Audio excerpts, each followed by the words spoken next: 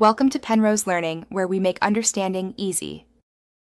You start by confirming your Xbox Series X is powered and the controller is paired. This avoids interruptions.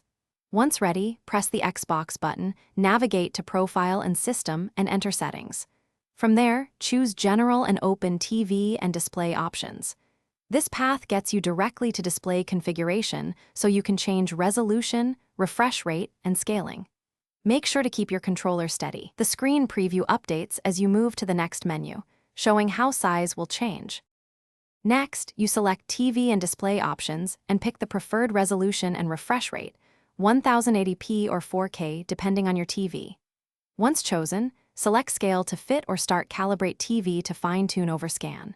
During calibration, move the controller to adjust the on-screen markers so the grid lines up with your TV edges. This corrects cutoff UI or black borders. After adjustments, apply changes and watch the preview. If it looks right, keep it. If not, repeat calibration for precise. Finally, confirm your display changes and check game menus to ensure UI fits correctly. If something seems off, restart the console to lock settings. Make sure the HDMI cable is fully seated and try a different HDMI port or cable if the signal or resolution is incorrect. Also, adjust your TV's aspect or overscan settings to complement the Xbox calibration. If the screen remains misaligned after these steps, reset display settings from the same TV and display options menu and run.